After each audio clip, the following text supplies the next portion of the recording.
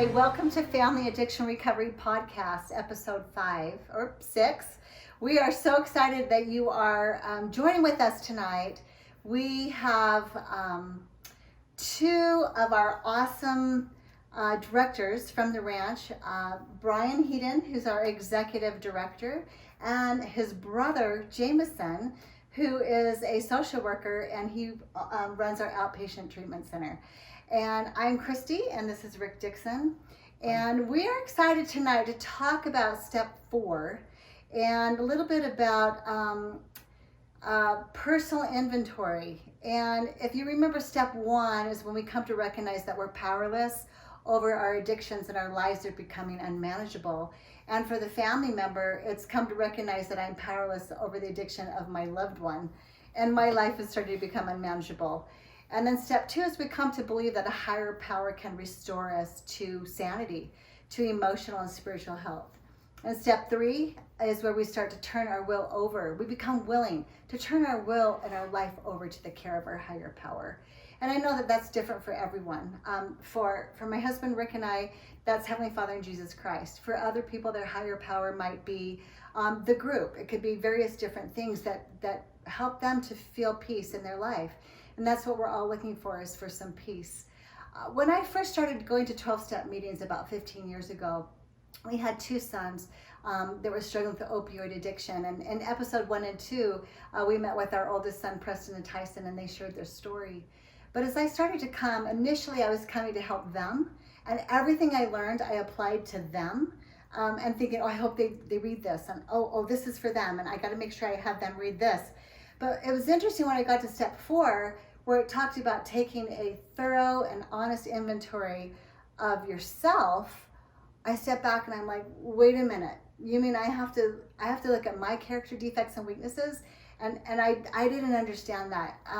But as I kept going to meetings, I started to learn about this thing called codependency. And I started to have my eyes, it was almost like I had blinders on. I had so many blind spots that I couldn't see. That were really wreaking havoc in my marriage and in my relationship with my sons and my other family members.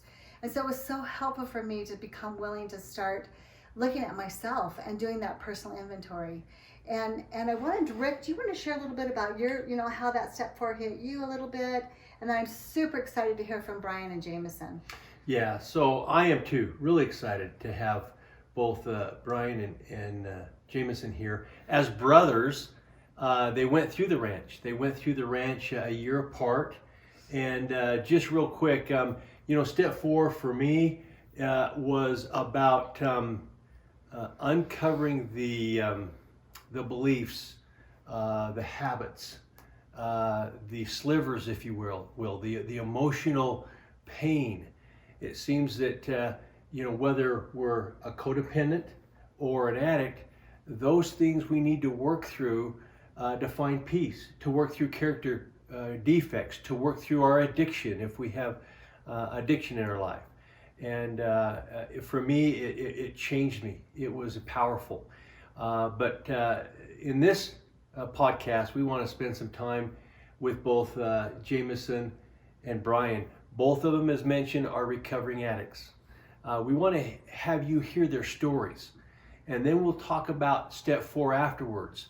But we want each of you, if you can, take 10 minutes or so and share vulnerably your story, kind of what happened, maybe a little bit about your family, how long you've struggled, what happened, the dark times, as well as then the light, and maybe your sobriety date, how long you've been sober now.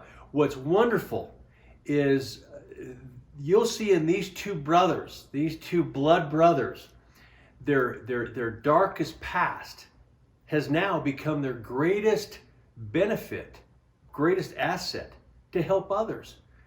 Bryan is our executive director at the ranch and works here at the residential treatment facility. Jamison works in the outpatient facility as the head clinician there. And so what a great story. What a great combination here. It'll be really fun and helpful, I think, for some of you to learn the difference between residential treatment and outpatient and kind of what the ideal step down is. And yeah, I think we'll talk about really that. That's special good. to That's have good. you guys talk about that. And while you guys are thinking, just really quick, I had a thought come to my mind. So about 15 years ago, as we started attending classes, our church actually asked us to go and run these 12-step meetings, self-help recovery movement, which is super successful. I mean, that's what has healed millions of alcoholics with the AA program. So we started going to the jail and the prison. And I cannot tell you how many times we heard people say, you know, I really, really was doing really good with my recovery until I got to step 4.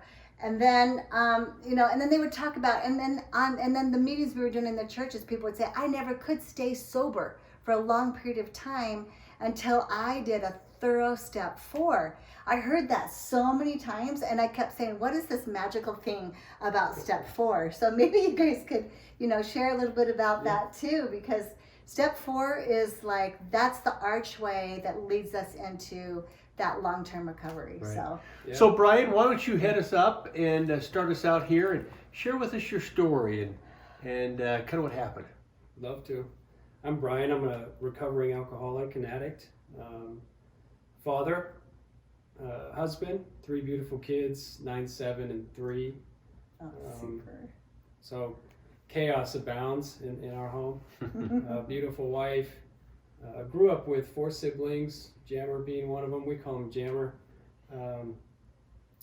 Grew up in Utah, mostly in Davis County, Farmington, Utah. Grew up in a pretty religious home. Church on Sunday, Cub Scouts, played ball. I mean, we played all the sports, maybe not all of them, but baseball, basketball. Jammer's a good football player, me not so much. Golf, soccer, pretty normal, just kind of all-American childhood. I was always a shy kid when I was younger. Not so shy anymore, but definitely had a lot of fear in social settings. I remember in elementary school, where I would get embarrassed very easily, but was still active in lots of stuff, lots of fun stuff, family vacations, you know, cabin, Disneyland, you know. I'm not a guy, my story is not one to give a bunch of really tough, hard, I joke that the toughest things going on in my life growing up was remembering the pool code in the neighborhood, you know. I mean, we were rollerblading and swimming. Pretty routine, Yeah. pretty normal. Pretty routine, Yeah. pretty normal. Got to junior high, and things started to change. I mean, I started to, I was very curious, 12, 13 years old. I like to fit in. I found that if I did certain things, I could get more friends and fit in, and starting acting out a little bit. I mean, I remember doing strange enough things like filling up the party blowers, you know, with pine needles and leaves and smoking them like cigars, you know, as a 12, 13-year-old. And just kind of doing strange, different stuff with a couple buddies, and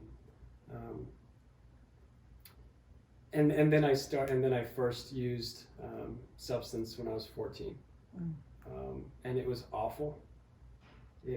I got really sick. I threw up everywhere.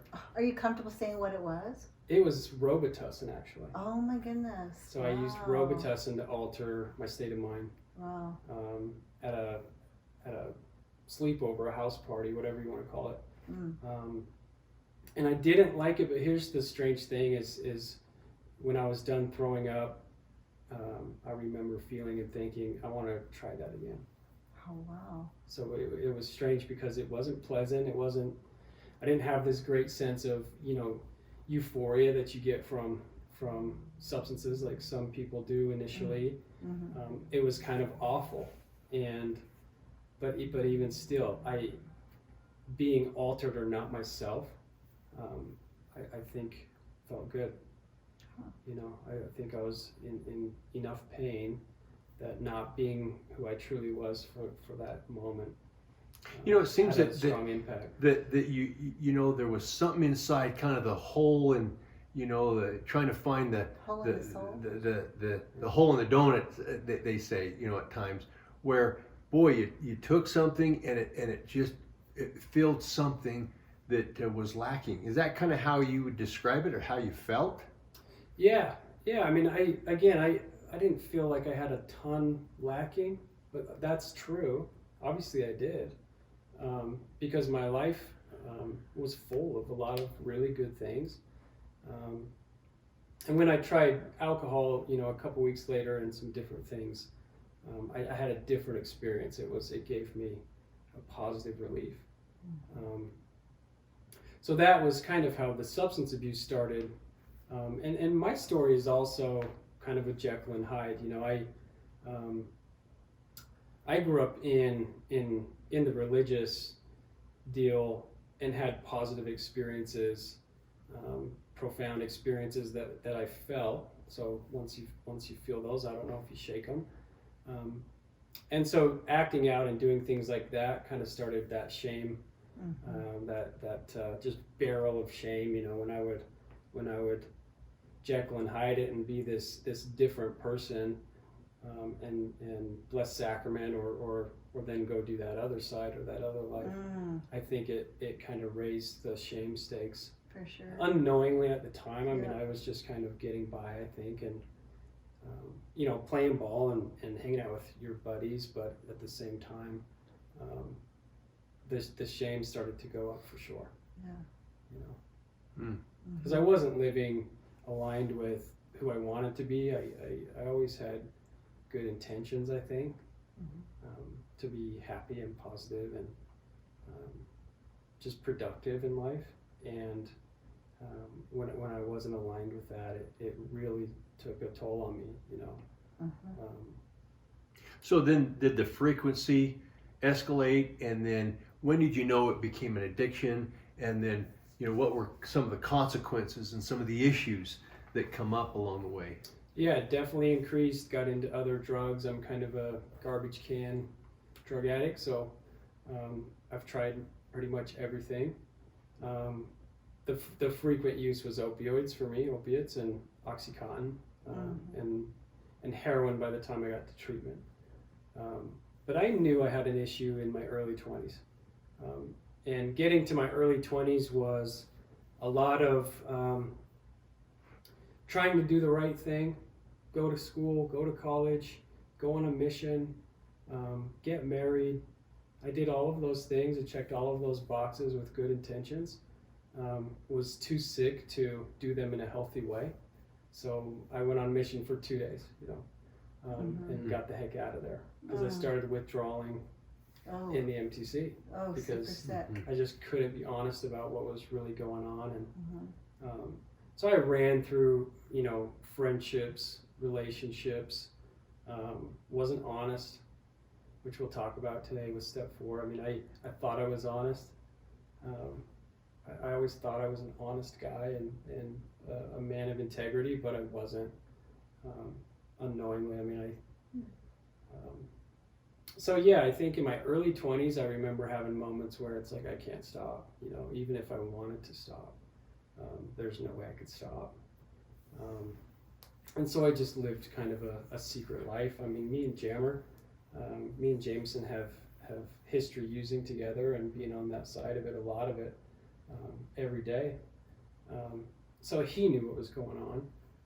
Our friends that were doing the same stuff knew what was going on. How far apart are you in age? We're 3 years. Wow. I'm 3 years older than Jammer. So they knew what was going on. The rest of my family didn't, and other friends that definitely weren't in that lifestyle or lived that way. They didn't know what was going on, and for sure the people closest to me, bless their hearts now. I mean, I ran people through the gamut, you know, Right. Who aren't in my life anymore because of it, and they shouldn't be, you know, because I hurt a lot of people along the way and burned a lot of bridges.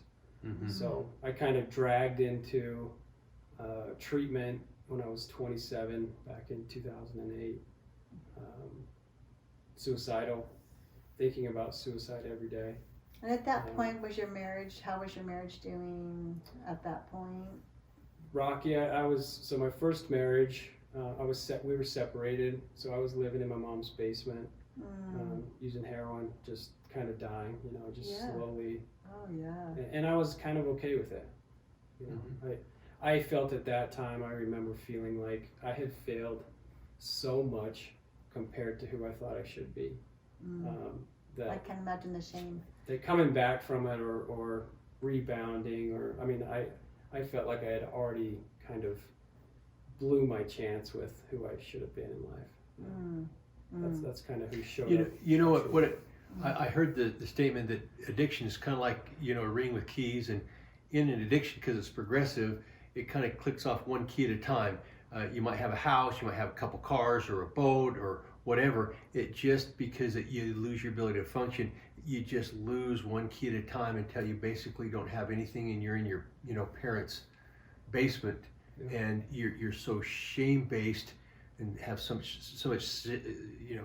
self-hatred that you just want to use to numb out. Is that kind of what happened here? I imagine with the marriage, you're separated now, that's got to just emotionally, kill you. And you're trying to numb that out as well. Well, yeah, that's true. And also to go along with that, to be honest, I was emotionally, I was so far down the road of apathy and depression that being separated from that marriage wasn't killing me. I was okay to die. I knew for myself that I had blown that relationship and had kind of conceded that and deserved it. So I'm pretty hard on myself.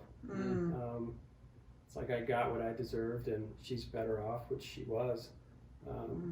And I'm okay to just kind of use in this basement and see what happens. But that's where I had my moment. That's where I had my first God moment. Really? I was in that basement, yeah. Because I was sitting here thinking, you get to that point where, from what I've heard from so many people, that you've tried so many times, and you're stuck in all of this shame, and you kind of just feel like you're unworthy, and it's never going to happen anyway, so why try? Yeah. And even these guys who knew what was going on, they started to look at me different. At least what I recall. So when you're using buddies, and your buddies that are also in a similar boat start kind of distancing themselves and looking at you different, it's like, I don't have anything left, and so nothing left. Wow. So I said a prayer. I was in that basement. I was about day 2 of withdrawal, going through a pretty rough one, and hadn't prayed for a long time. And I said a prayer. If you're out there, you shouldn't be, kind of that prayer. Like, I understand if you're not out there, or if you've given up, because I'm ready to resign this life. And after praying, I had 3 thoughts come to my head, and the first one was, you should take your life. Okay, which I had before, but this one came with some more adrenaline, some energy, which scared me. Second thought was, you can go use. I didn't have any money. I had literally stolen gas out of my mom's garage, gas cans, to get to Salt Lake, and that's kind of what I did the last couple of weeks. I had no money. I had to convince people to give me anything just to get me through another day. And the third thought, which was the one that worked, was ask somebody for help. And that seems like such a simple thought. And I joke with a buddy of ours, still to this day, is like, man, that's such a simple thought. But if we just ask somebody for help that cares, they're probably going to help us. Yeah. But we just don't really think about doing that. I don't know if it's pride or stubbornness or embarrassment or shame, or probably a combination of all of those things. Yeah, but, for sure. That thought what came with a power greater than myself to get me up the stairs. I heard somebody in the kitchen. I got up the stairs. It was my older brother, our older brother, Landon. And I kind of crawled into the kitchen, and Landon asked me, can you feed Jack, my nephew, who was 2 or 3 at the time, can you feed him some breakfast? And I was still just pretending like I was okay, and sure, I can do that. And but what I did, because I was so sick and weak, is I laid on the kitchen floor with a bowl of cereal, and I couldn't feed my nephew because I was shaking so bad I couldn't get cereal to his mouth. No. And I looked up, and Landon was just laser focused on me, at this point. How old was he? Landon's 18 months older than me. So at the time he was 29, 30, 29. And he just said, "Bryan, do you need some help?" And I said, "Yeah." So that day got me to the hospital and got the ball rolling to get into treatment. So. Wow. And were you one of those lucky ones that just went to treatment one time and then you were pretty good after that? I've been to treatment one time since then for a few weeks. Yeah, Okay. Back in 2013. Okay. But that's still pretty lucky. Because someone told me once that the average time of treatment is like 3 times typically. Yeah. Because it's it's a pretty serious brain disease, right? I mean, wow. Bryan, it makes me think that I keep hearing what's going through my mind is until the pain of the consequence is greater than the pain of recovery, we won't really ask for help or go into recovery. It seemed like the pain from the consequences, out of money, out of relationships, emotionally bankrupt. I mean, a lot of pain going. You're in your second day of withdrawals, which I understand that if you're on heroin, you just afterwards need to use just to be normal. If you don't use, the symptoms are worse than it's the flu symptoms times 10. You're in it 2 days, and so you're feeling consequences. You're feeling the pain, and so you were prompted. I need to ask somebody for help. Yeah. And for those of you that are listening, a lot of times we want to help our loved ones, but until they're ready, we can't force them. We can't push it. And that's step 3 is turning it over and allowing our higher power to work with or for or on our loving addicts until they're to the point to where they're wanting help. Yeah. Case in point. Yeah, which is a scary thing to do. Very courageous and hard thing to do is to watch and pray for a parent or spouse, right? That's watching the one suffering to not jump in and try. It goes against everything in your nature. Yeah. As a mom, you want to nurture, you want to protect and save so badly. Yeah. And yet you need to allow those consequences because that's the only thing that helps people recognize that they need the help. Yeah, I can imagine. I mean, my kids are young, like I said, 9, 7, and 3, and I already feel a protective kind of impulse to jump in and stop the pain, whatever's going on, or save them from a consequence. Or What's interesting here is that, again, we have 2 brothers that are using together. Maybe we can switch gears for a second. Jamison, maybe you can share your story. Maybe a little bit more color on the using together, how that worked out. Your experience, your dark time, why, and then how, getting into the ranch, how that happened. Was that your first and only time? What happened in that process? Maybe start from the beginning when you were young.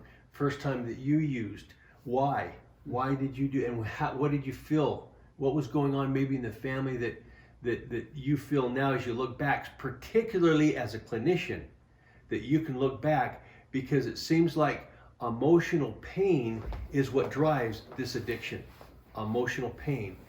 what maybe was going on in the family that caused that emotional pain? Yeah, sure. So, I mean, same family, obviously, and so you know, all of that was my experience. I think we all experience things a little bit differently, but church-going family, pretty kind of standard stuff. A good neighborhood, good friends around me, sports, everything that Bryan had mentioned. I think, I mean, as part of my story growing up, I had no idea what was going on in my family. Like looking back, I can see, you know, a pretty strong culture of secrecy, not just in our family, but in the community, where it's like we don't like to talk about the struggle or the pain or the things that, you know, not just the individual has problems with, but the family. And I think that can be a pretty strong culture in certain places, and it makes it hard. You know, I heard on a podcast recently that we become professional secret keepers, and we just start learning. And I think that's part of my story. I just started learning how to keep secrets and lie, and I just never stopped until, you know, I was introduced to the 12 Steps in Recovery. But I was just a chronic liar and secret keeper, and I, you know, I started, even still today, I struggle. As part of the struggle I have as a human being is like not keeping secrets, even if it's stuff that is just like, it doesn't need to be a secret. And so, but yeah, I mean, it's, as a kid, for me, it was around 5th or 6th grade when I felt kind of the first twinges of what I would identify as mental health issues or addiction. And for me, it was, I started to care, where I always had friends and was in socially, you know, interacted fairly well. I was shy, but interacted fairly well. I think around 5th or 6th grade, I started to really care about what my friends thought of me. And I just don't, for whatever reason, you know, I just started caring about what I looked like, what the people thought of me, and started doing things like getting bad grades on purpose, and started acting out in class, and, you know, trying to get like kicked out of class. And that's where it started for me. And it was all about like trying to fill a role that I thought I was supposed to fill. Like I thought I was supposed to be a certain person for other people to then accept me, you know. And I think if, you know, I was just like chronically felt misplaced always, you know, at school or at home. It's just, even with brothers and like friends, it's just like I just felt like the one who was on the outside chronically. And I think that's kind of, when it boils down to it, the big struggle that I had as a kid. And so in elementary school, and then as you know, you hit puberty and get older, it gets, for me, that gets exaggerated, because then social pressure hits and hormones hit, and you know, a lot of these things become really, really difficult. So I would withdraw and started to isolate more, and felt alone, though had a ton of friends, because I was, you know, I played sports and had people around me and grew up with friends. It's like I didn't appear to have, or maybe I did, I don't think I appeared to have any big issues going on inside. But internally everything felt wrong. Like everything just felt off, and I felt like it was difficult to walk into classrooms, and it was difficult to interact socially. I started to, you know, really struggle socially and really start to do things alone, and unless I was, you know, with my friends. And I found out at, you know, 13, 14, that if I could, you know, the first thing I did is I drank alcohol. That was the first time I kind of altered my mind. And I just liked it. You know, I looking back, I have a lot more to say about it, but at the time it was like, I just liked it. It was just like, for whatever reason, I had just like found my calling. So everything inside of me that felt off or different or wrong just immediately evaporated. And I felt like I was confident, and I felt like I was at home wherever I went. I felt comfortable, and that's a big thing for me. I just want to be comfortable, and we have that thing, you know, to challenge ourselves is good and to be uncomfortable is good. I didn't have anybody telling me that as a kid. I didn't learn that lesson, and so I felt like I didn't talk, you know, I was a secret keeper, so I didn't tell anybody. Like, it's really difficult for me to fit in, and so I thought there was something wrong with me, and only me, and nobody else understood. And so alcohol became that person that I was seeking. It just, and you know, I mean, alcohol, marijuana, opiates. At that point, it was anything, you know, in high school, in junior high, anything I could get my hands on. And again, it's like I have a lot more to say about it now, but at the time, all I thought was like, this is fun and it feels good. You know, it's what the people around me are doing. And can I ask you a quick question? Sure. Sorry about, but with you being a clinician, I have heard that like 80% of people who fall into addiction have started usually like in their junior high years, you know. And I mean, think about when you're in junior high, we all wanted to fit in, and our bodies are doing these weird things, and we look funny, our teeth are bigger, our face, we get pimples, like it's a horrible, junior high is a horrible time, right? Yeah. So I mean, no wonder you want to fit in so bad. But have you heard that? I mean, I've heard that like almost like the majority of people start experimenting in junior high. That's a scary time. I haven't heard the number, but it makes sense because of Yeah. all the reasons that we're talking about, and then also the reasons about, you know, the culture of secrecy. It's like we just don't have good. I think it's getting better, but we don't have good avenues in a junior high school to go and tell someone like, I don't feel like I fit in. That's an embarrassing thing to say out loud. Right. And when you're a kid, a lot of times like your family's not saying it, and it's like the teachers aren't saying it. The messages we get from everywhere outside is that we're supposed to be okay. And if you're not okay, which like most people are not okay in junior high, like inside. And Right. so for people like me, who you mix that with like genetics and like this cocktail, it's just like, it was like, I had no hope. So- I was going to be an addict. So Jamison, what's interesting here, I want to lean on your clinical training now a little bit. Several times you've mentioned secrecy. Yeah. The culture, in the family secrets. It seems like addiction, when it's in secret, that's when it thrives. It seems that you haven't said this, but maybe you can develop the thought around feelings. It sounds to me like in your family, things would happen, and let's not discuss it. It was a secret, and so it wasn't okay to feel. It reminds me of the five rules about feelings they're incorrect traditions of our fathers. You know, number one is don't talk about your feelings. Number two, don't think about your feelings. Number three, don't feel your feelings. Number four, don't share your feelings. And number five, heaven forbid, don't trust your feelings. Feelings that are buried alive, they never die, but later they come out in the form of cravings, addictions.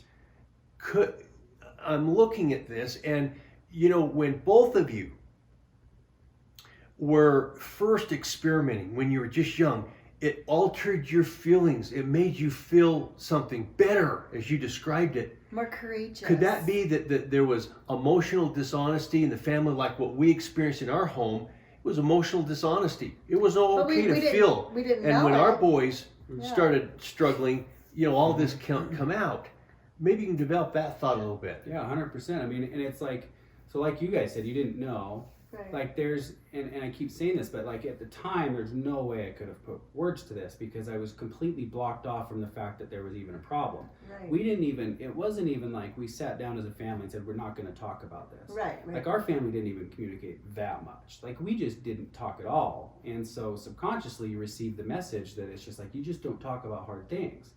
Like I didn't get a sex talk when I was growing up. It's like, we just like, if it's a hard topic, we don't talk about it. We joke and we laugh and we do other things, but we don't talk about it. So again, you get the message that if there is something, and like the other thing is that I don't even have a vocabulary to put words to what I'm feeling. Like I don't even have the tools. It's a different language. I don't even have the vocabulary to tell you like I'm feeling anxiety, or anxiety was a thing that was so obscure to me. Like I didn't know what it was, and so I just didn't have the words to put to it. Right. I mean, it was like, and when you're in that situation again, that school probably had some tools, but they weren't like, they didn't seem available. It seemed like a weakness to go to a school counselor. It wasn't promoted. I'm not seeing signs on the wall that talk about mental health or anything like that. Mm-hmm. So I mean, it was just, again, I said, like, there was just no hope for me. It's just like I was on a direct course for the thing that worked best in my life, and that was just drugs and alcohol. It just immediately solved all of my problems. Okay, so that's why addiction is called the feelings disease. It's because we don't want to feel when hard times Right. happen. When we're growing up, we're not taught about feelings. We're not taught to express our feelings. We're not taught how to identify feelings. And so what happens is our family becomes an emotional, dishonest family. And that's what happened with us. And we didn't know what was going on. Recovery for the addict is working through that, but recovery for the family members is working through that as well. And it's a glorious experience. Again,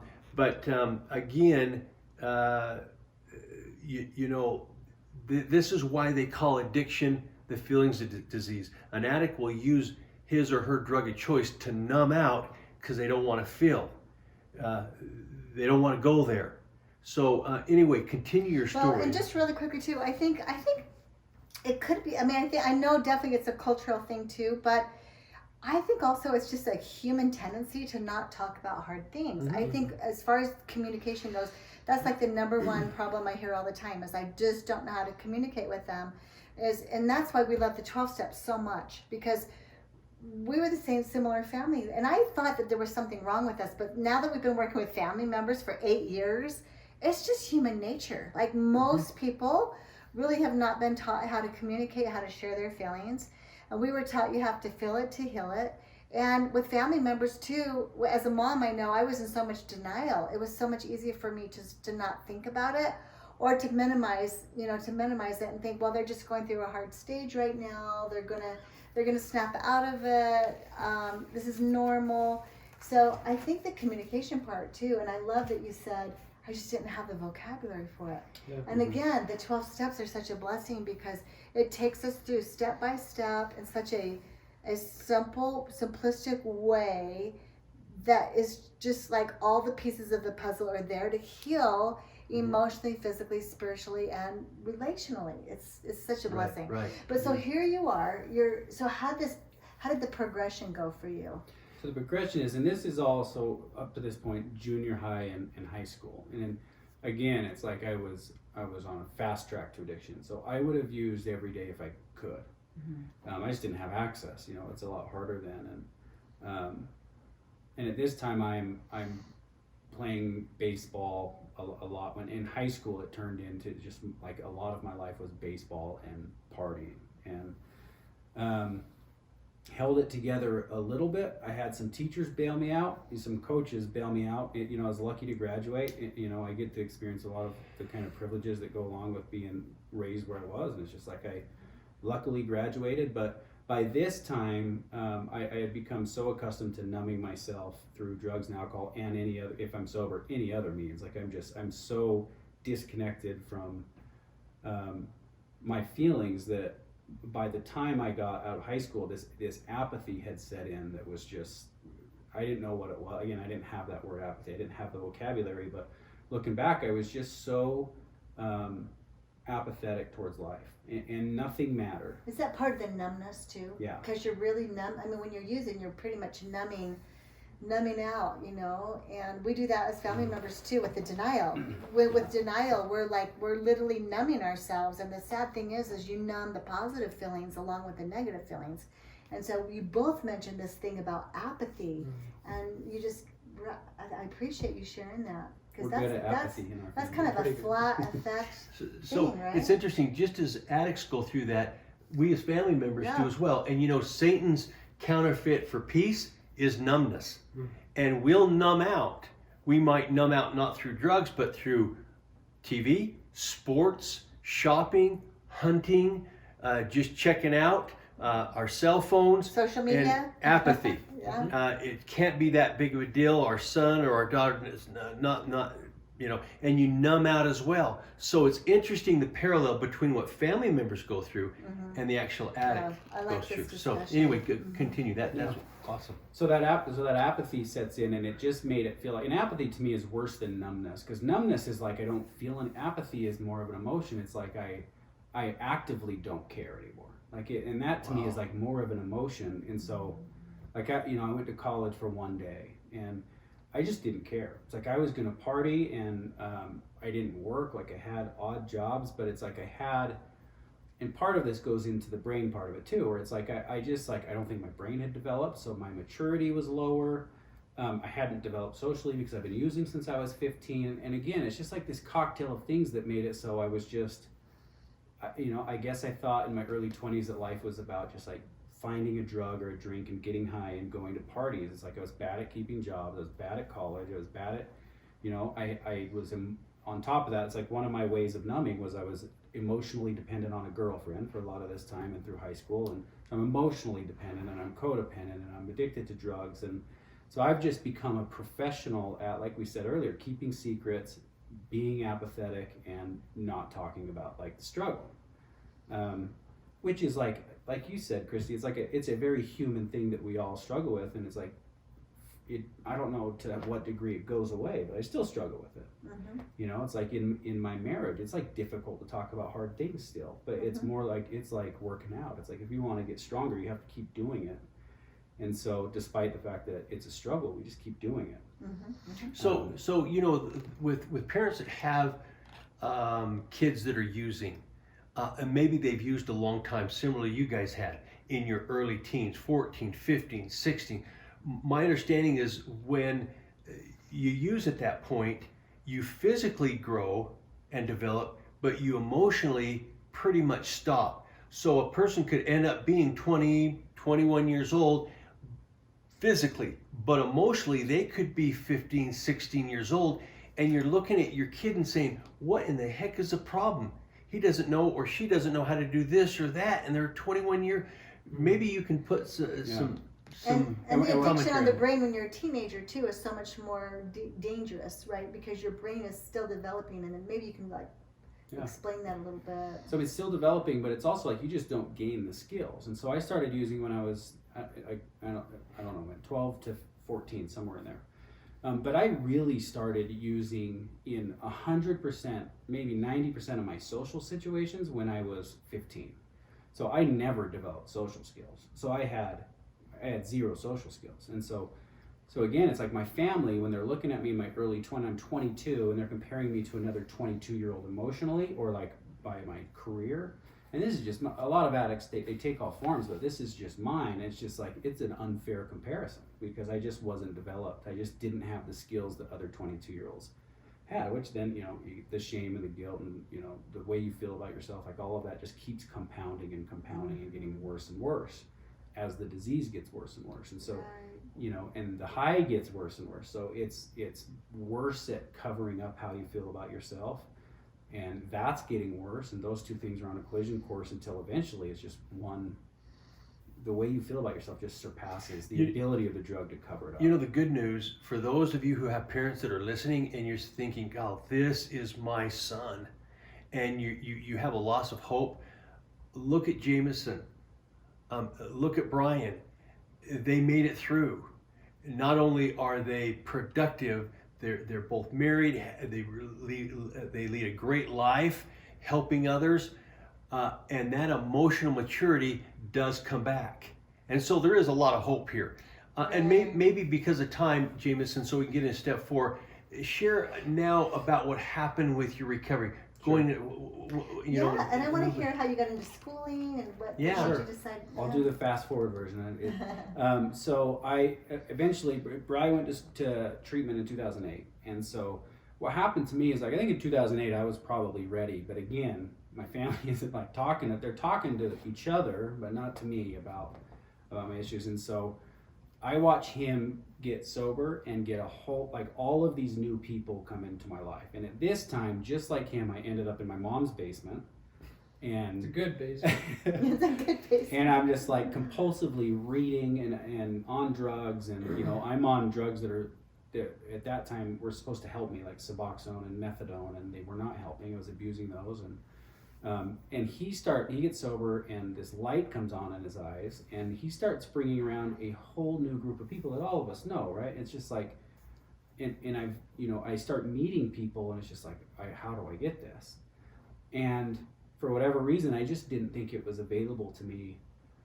Like, I wanted it, and I thought, like, I can do this, but I didn't think, for whatever reason, I didn't want to ask for help. Because of, like, who's going to pay for it? And, like, all of these reasons, like, just nobody's going to help me. Until finally I think that they, at one point, I was in the basement, they just came down and kind of, like, they had an intervention, stage with like all these people, and Were you there, I don't right? think that For they the realized intervention? that I was just, Oh. like, all I really needed was someone to say, like, let's go. Like, I was just ready. It was an easy intervention. Wow. I was just ready, and so, I did want to finish the And documentary how I old was were you watching, then? but How old were you at that time? I was 25. 25. I was 25, it was July 2009, and then I ended up in treatment at the ranch, and I've been sober since then, so that's my only treatment stay. Oh, you're so blessed, you boys. That's I want to say something that you're not expecting. But so both came from the same family. There's some belief differences here, and I just want to bring this up. Bryan is religious, meaning he goes to church each Sunday, prays to Heavenly Father, his Savior Jesus Christ, etc., etc. Jamison, in the same family, has got some different thoughts. He does have higher power. He does believe in the 12 steps. He went through the ranch, and both of them found healing. This is my point in bringing this up. If you have a son that is not religious, and I remember one of our sons, he says, "Dad, I don't believe in God. I know you do, but you got to respect me. I'll respect you. Is that a deal?" Well, we got him into the ranch, and man, he's been sober for 10 years plus. If there is not a belief in a higher power, we can work with those types of men. If they do have a belief on a religious side to them, we work with them as well. See, we meet them on the place where they're at. And so anyway, sorry, and I just felt to share something too, because we see this a lot.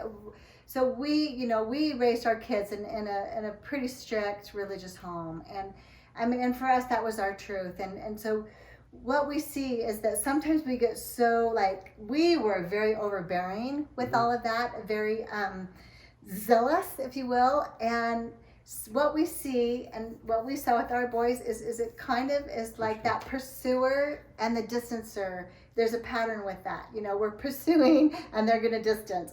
We were too pushy, too pushy. And all my kids were telling us that. They were all telling me that. And one day, Preston, in the kitchen, he just blew up at me. He's like, "Mom, can't you see that every time you open your mouth to me, like, you're preaching, you're sending me scriptures, you're sending me prophet stories?"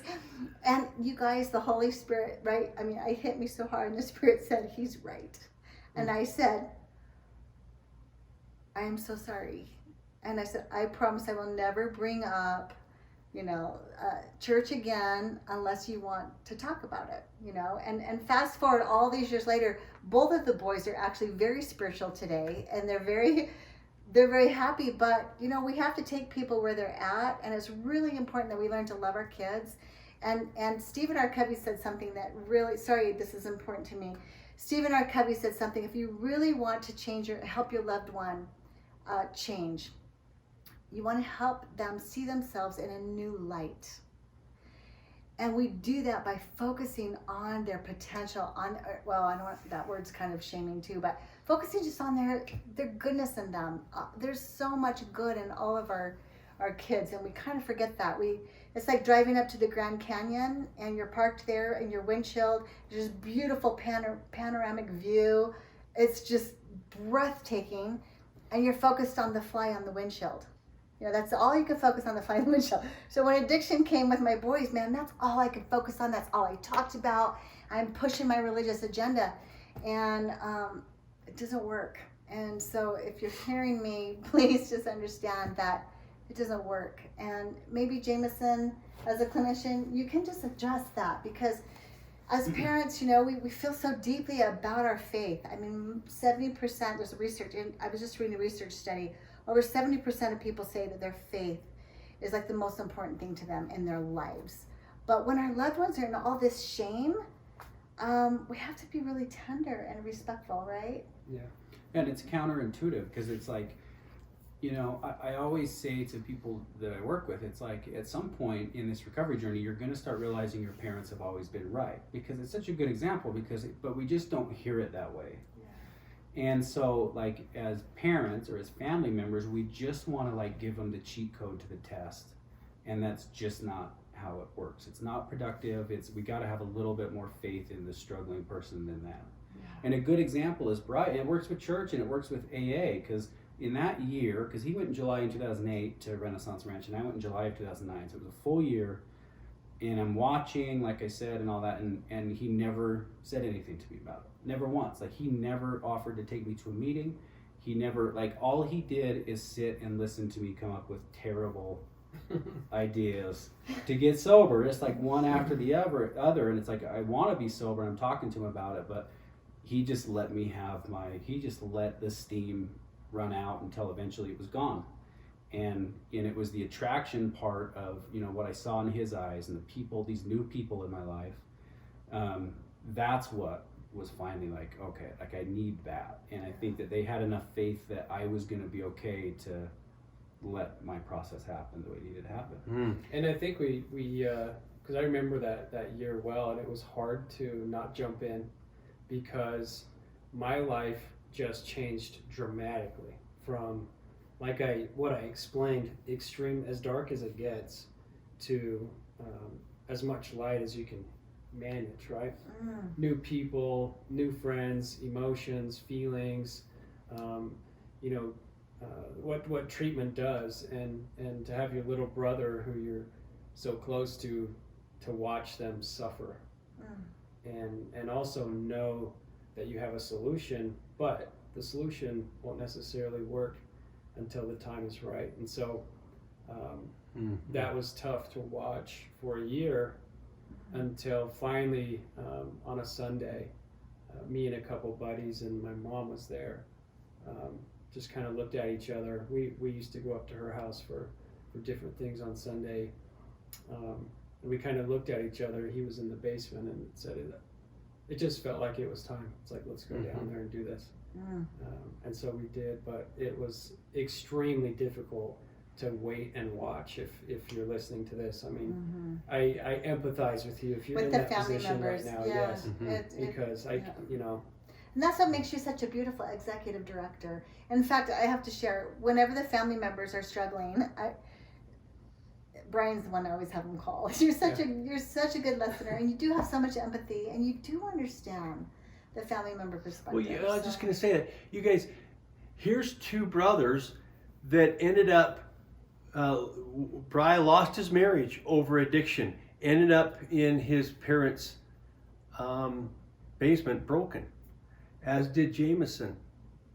And, you think, boy, is there any hope? There's great hope. Look at now what's happened. It takes an addict to heal an addict. If you have somebody that's struggling in addiction, wouldn't it be nice to have them sit down with one or both of these guys? It takes an addict to heal an addict. Now Bryan is the executive director. He runs the residential treatment center, and it's powerful. His brother's, of course, running the clinicianal, is the head clinician there in the outpatient. It's just a miracle what can happen. Now, let's talk about step 4. Let's talk about how this happened, how they went from the basement into treatment and was able to maintain sobriety. Step 1 is, my life is unmanageable. I can't do this. Step 2 is, my higher power can do this, or I can't. Step 3 is, I've got to turn it over and allow my higher power to help me to do what I cannot help myself do. Step 4 now, after we've got that foundation of those 3 steps, step 4 is working on ourselves. Working on ourselves. And step 4 is this: making a searching and a fearless written moral inventory of yourself. Well, why would one need to do that? Why is that important? Why is that such a critical part of recovery? And I want to turn to you, Bryan, and have you address that with this in mind. I'm looking at the ARP manual, step 4. Listen to this. I've read this many, many times and pondered on this for hours. It says this, quote, your thoughts, your feelings and beliefs are actually the roots of your addictive behavior. Again, your thoughts, feelings, and beliefs.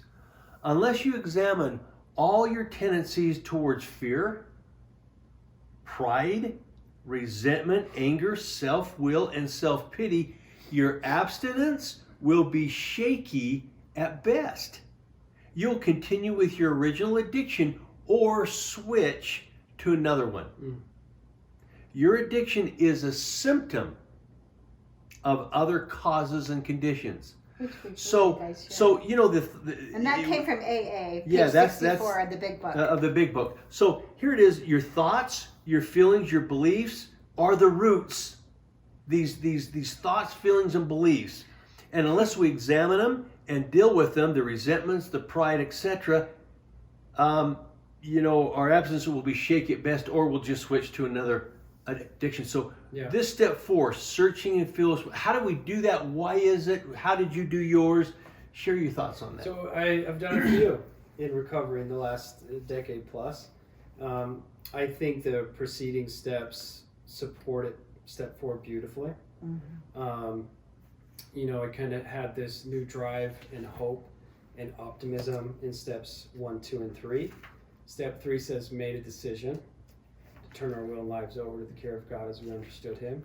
Okay, and I don't take that lightly. That decision to turn your will over, that's a big deal. So you got to be ready to do that in order to do step 4. That's what I would say first. There's a couple words in step 4 that I love. The first one is searching. Okay, this isn't a surface level. Sometimes I get angry. Sometimes I'm sad. Sometimes I am dishonest. That's a kind of a surface level inventory. Searching and fearless is the second word that I love. Because it takes a lot of courage, and you have to be fearless to do a proper inventory. So what things that we talked about earlier, the Jekyll and Hyde, the dishonesty, the secrets. Step 4 hopefully starts to open us up to who we really are, both positive, negative, productive, unproductive, harmful, helpful. It's an inventory on both sides. Strengths and weaknesses. Strengths and weaknesses, but it's searching and fearless, so hopefully we start to learn about the things that have crippled our soul, decimated our soul. For me, that was the dishonesty. That was the selfishness, the self-pity, the victim mindset. I started to see patterns, writing a fearless step 4. Yes. And I believe, quickly going back to growing up, I just always felt like you just had to be good. That's what, to live a productive life, the only feeling acceptable was, I'm doing good. I'm doing good, because it felt like you should be. That's what this is all about. So feelings like sadness, anger, worry, stress, anxiety, anything other than I'm doing great. We kind of live in that as humans. Most people, how are you doing? I'm doing great. And it takes courage and bravery to be vulnerable. But if you can do it, and that's what step 4 is if you can be brave and vulnerable and fearless and searching, you can start to really learn who you are first, but then accept who you are. And if you can accept who you really are all around, then you got a shot to be free. The truth. And that's pretty cool. I get goosebumps. The truth shall set you free. Then you got a shot to be free. Wow, I love how you explained that. And have you guys noticed too? At least for me, when I was doing like the biographical type inventory, did you notice how much self-compassion that you receive from, like, at first it's super scary, and I'm sure there's a lot of shame, but for me, like, it gave me a lot of compassion for myself. It's like my dad was in the Vietnam War, and I went through some really scary things that a little 5-year-old, and I heard stuff that a 5-year-old should never hear about prisoners of war and stuff like that. And I'm writing my journal, and I'm doing my step 4, and I'm thinking, wow, no wonder I'm kind of a fearful person. God just gave me these insights, and I had so much more compassion. Did you guys find that in working through step 4? Yeah, I think you're going to find a lot. And again, it's like if you start to turn over those stones that have been there for so long, and own them. It's okay that this has happened. It's okay. It's difficult. It's tough that these things have happened. But you start to really not run away from or hide from who you've been. Then you got a shot. And it's also, I think, sometimes step 4, and I'll mention step 5, which we're not going to talk about, but not yet. But a lot of times it gets thrown into the box of you're doing a confession, which a confession happens kind of as part of what you're doing. But the book teaches us, and I believe, that it's a fact-finding mission. So you're on a mission to fact find. So, the question, some of our viewers are probably thinking, why do we need to do that? Why do we need to go on a fact-finding mission, as a family member or as an addict, to help heal him? I don't quite get that. Can I at the point of the spear, just say this is from a book that I read, He Did Deliver Me from Bondage. It says, in doing a step 4, we came out of denial about 3 things. Number 1, how much we have hurt others. We come out of denial on that. Number 2, we come out of denial of how much we have been hurt by others. And especially number 3, we come out of denial of how much we've hurt ourselves. Now, let me relate this to an interesting story. So we have some friends. She was in barefoot feet on her carpet, and all of a sudden she felt a prick. She, wow, that hurt. And we've all been there. She looked down, thought it was a sticker, couldn't find it, moved on with her life. A couple days later, they leave. They go, I think, to Disneyland or something like this. And she's walking around, and she's saying, man, my foot's hurting. And you walk that much, it could hurt anyway, but it's really hurting. Well, finally it's really hurting. They go in, have an x-ray, and she's got a needle in her foot that long. In her heel. What happened is that she was walking around, and it just slipped in, and she didn't even see it go in. You can feel that, but you couldn't see it. Emotionally, there's emotional wounds, there's pain emotionally that drives the addiction. Step 4, it seems to me, is a way to work through and get those needles out so that we're not in emotional pain. And every time we're seeing addiction, family members, we need to, share, you say codependency. Because that's the struggle that we struggle with, is that codependency, co-meaning with dependent. Our thoughts, feelings, emotions become very dependent with another person, to where we're not living our own lives and we can't feel peace. Well, as codependent, one thing that is really embarrassing, but as we were raising our kids, I would fly off the handle on little things. For example, we'd be eating and one of my kids would spill milk. And man, it was like on a scale of 1 to 10, it's like a 12. What would I'm kind of go nuts. And afterwards, I kind of think, why does it happen?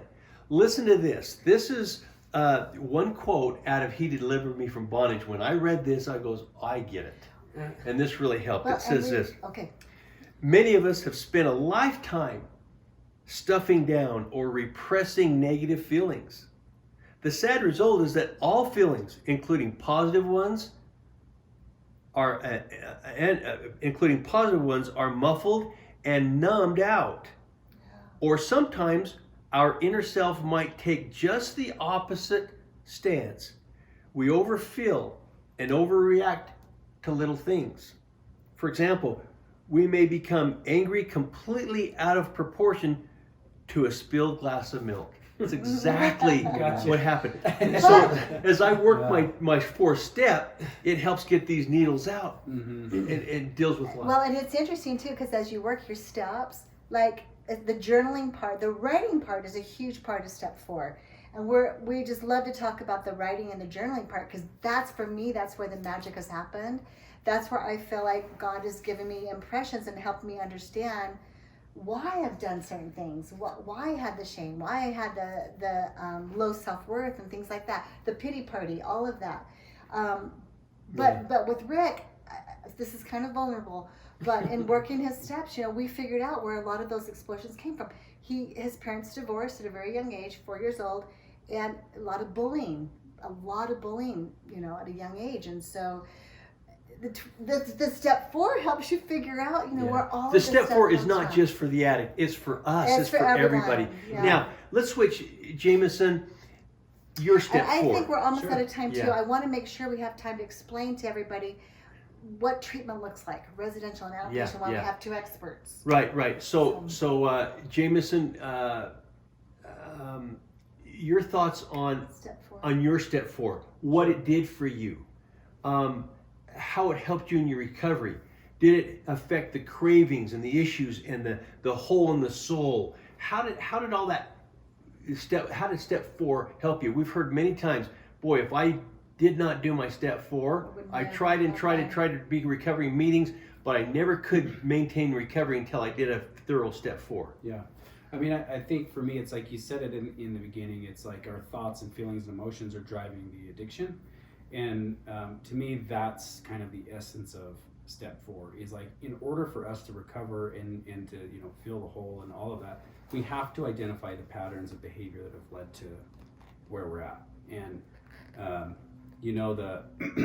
Dr. Silkworth, in the doctor's opinion in the big book, says that we have to have an entire psychic change. And I think, to me, it's like the first 3 steps are an internal spiritual process and a decision process. Like, we have to truly deep down make a decision. And then we get to start to change. And that, to me, is step 4. But we have to identify the issues and the patterns of behavior, the manipulation, the lying, where pride, ego, anger, where these things are driving our behaviors. And it's so effective just because, when you list resentments, because when you do a step 4, step 5 is involved in step 4. So you list resentments, and then on the other side, you list what part of you it's affecting. And so when you do a step 5 with a sponsor and they cover up, we forget the other person entirely. And then we get to see oh my gosh, look at how often my self-esteem is causing me to be angry at people in my life. Or, in 12 steps through AA, we do sex inventory. And through looking at sex inventory, it's really, really effective at identifying how we manipulate people in our life. And a lot of us just never, ever have insight into that. We have no insight. And so step 4 is a good, and we do step 5 because it's we don't have insight. We can't really objectively view ourselves. So we bring another person in, and we start to really dissect the patterns of behavior in our life that have led to where we're at. And then through the rest of the steps, 6, 7, 10, we get to start changing that, actively trying to be the person that we want to be based on the values that we choose. And for me, all of that kind of starts in step 4, where it's I've got to change how I got here. And some of this has to change. In order for me to live a different life and have a complete psychic change, I have to identify what the problem is.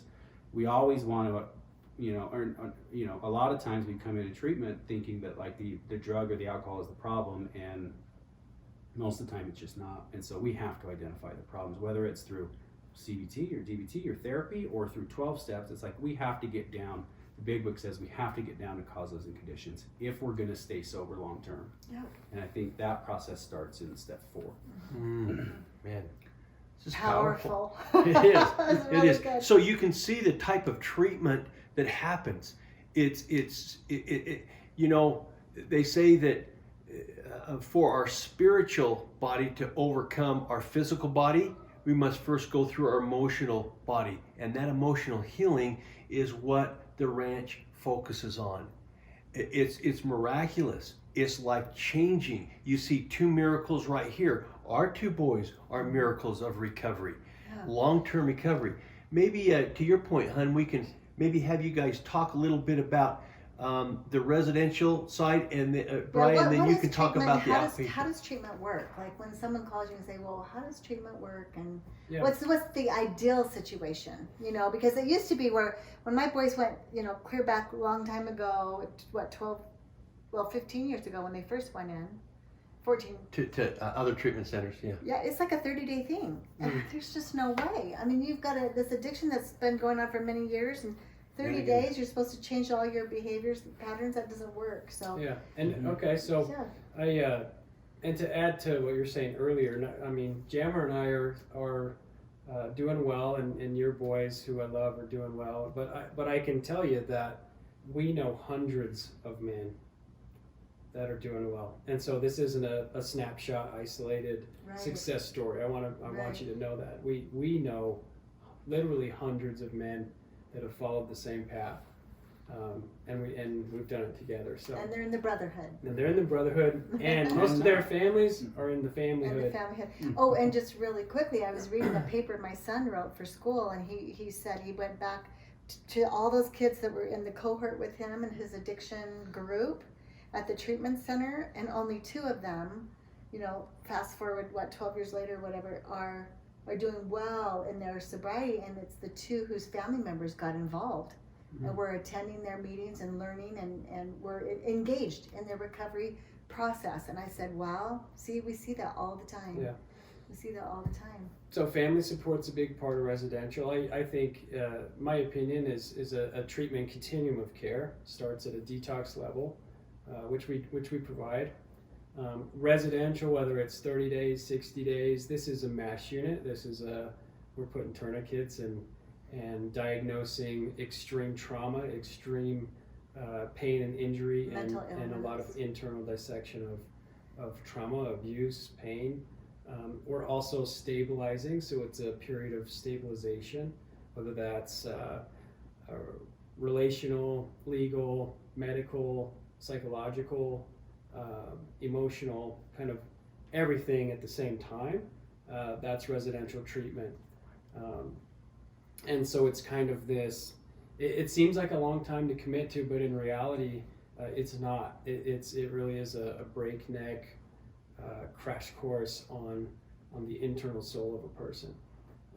And the transition to day treatment, intensive outpatient, which Jammer oversees with some other guys, my opinion, I think we're trying to help men build a tool belt and a backpack and a new outlook on life and a new heart and a healing mind to carry on into what Jammer does, which is... So residential is how long? At the ranch, it's 60 days. 60 days, and then they do a step down into what we call day treatment or PHP. Intensive day with sober living. Outpatient. And so, Jammer, run with that one. Sure, and it's to us, it's a critical piece to get there. Really, and we do day treatment, which is 20 hours a week in IOP, and then stepping down from there for 6 to 9 months, somewhere in there. But it's like residential is good. I always talk about, like, we plug these guys into a cog that's always spinning.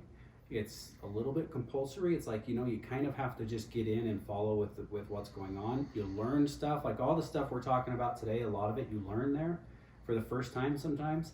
And then you get out and practice it. Because what happens is, like, you get out and bills hit you, family stuff hits you, all of the conflict in your life is still there.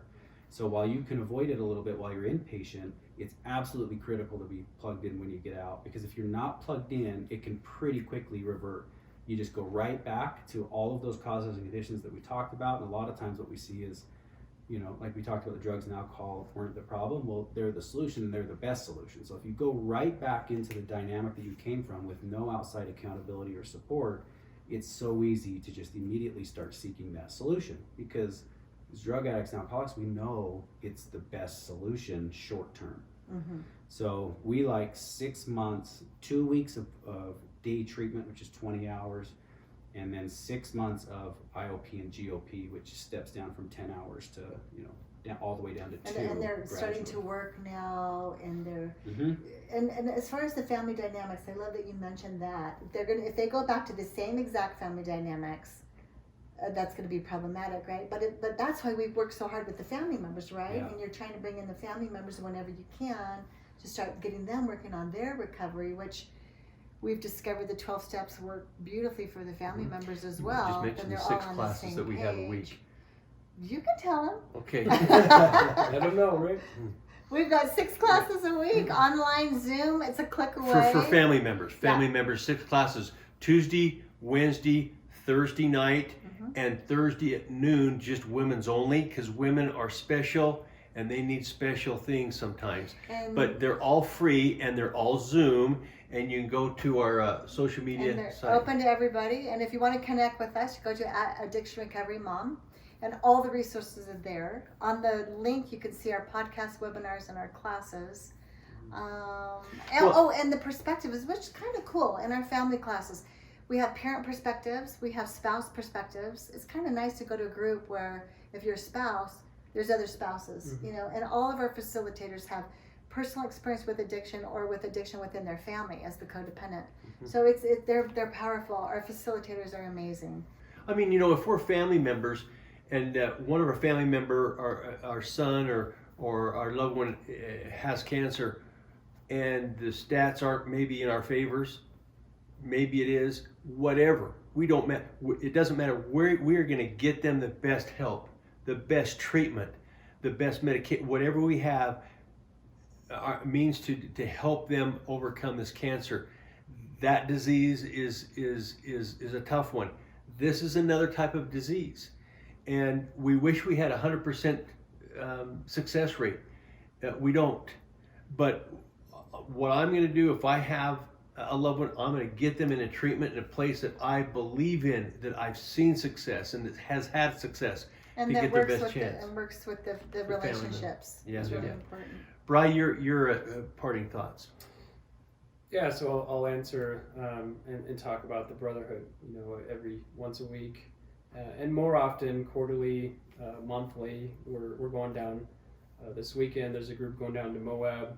Wednesday night we have an alumni meeting where we just absolutely pack the top of the barn on site with How many are usually there? 60 to 90 guys, depending on. And you're on the Zoom night. now too, for those that live away. Yeah, we provide Zoom access for out-of-state guys or those that can't travel. But maybe the best thing that we do is the opposite of addiction is connection, right? I'll add in that I think it's vulnerable, brave connection, and that's something we've talked about tonight that is tough to learn how to do. But this is a group of men from the age of 18 to men in their 70s even that have started to speak a language of vulnerability and connection. And a lot of it started if they did a genuine step forward. So the brotherhood, I'll finish with this, is I was meeting with a guy in-house today, and he asked me, he said, "Bryan, what's the most important thing that you could attach your recovery to up to this point?" And I said, it's my friends, it's my network, it's the brotherhood. Being plugged into that is what keeps me accountable, what keeps me connected, which keeps me with like-minded men that can speak the language that I speak, in my relationship with the Savior, and my personal sacred recovery work that I do supports that. But it's that connection with the brotherhood. That's wonderful. That really And it keeps was me interesting going. that Jamison mentioned too that it was the friendships that he saw, that he wanted that connection too. He wanted that. And that's what attracted me to the ranch actually, is that they had such a strong aftercare program. Because once you're out of treatment, if you're not plugged into any kind of a network or friendships, it's a pretty hard, lonely thing to start a life by yourself. When a person has addiction for 10, 20, 30 years, it doesn't take 30 days or 60 days to get healed. That's why I love our program. It's serious residential, and then outpatient, and then a step down up to a year. And that's powerful. It really is. And then we've got our new couples class for our alumni. So we have a couples on Thursday couples night. recovery group with our alumni now that is going Beautiful. for Right. Yeah. Well, we got to wrap things up. I just want to end with a thought, a spiritual note, and then Christy, maybe you can wrap us up here. This is out of He Did Deliver Me from Bondage, in reference to step 4, the inventory. After this inventory process, we must turn to Christ consciously and deliberately and ask Him to apply His atoning power to our hearts, to purify them of those character traits that cause us to resist His gracious offer of cleansing, to give us a remission of our sins, He will then burn through our inner unconscious selves, cleansing us and revealing to us all that we've missed. That's the power of the inventory. That's the power of step 4 and these 12 steps to healing. It's just powerful. So, and I just wanted to share, I'm just so grateful for the 12 steps, but particularly for the knowledge of writing and how important it is to just answer. We always tell our classes, try to answer one question a day. Read your step. Think deeply about it. For me, I like to include some prayer with my higher power and answer that question. And that's where I feel like God has answered my prayers. He has shown me so much of my false thinking errors, those things that have made me feel less than, or that has prevented me from a fullness of joy. And I can't say how much today, to this very day, when hard things happen, that's my recipe. As I sit down and I start writing a letter to God, dear God, I feel, and just writing out those feelings and emotions that, like, I love how Jameson said, I didn't have a vocabulary, I didn't have the tools, I didn't know how to do that. But as we learn to write, we start gaining a vocabulary. And for me, it's just been miraculous. So I love this idea of writing this personal inventory. And for me, it never stops. I don't feel like I'm ever the same person. The next day, I feel like I'm a different person. Mm-hmm. And it's this forward momentum and this growth and being proactive and focusing on our own side of the street, cleaning that up. It does so much. If we've got a relationship with our addicted loved ones, that's the best thing we can do, is work our own recovery, so that we can have that connection with them and talk with them. And they trust us to help us help them find the help that they need. But thanks to you guys so much for tuning in. Thanks for joining us. Look forward to having you on with us on our next one. Come connect with us at Addiction Recovery Mom on Instagram or Facebook. Thank you very much.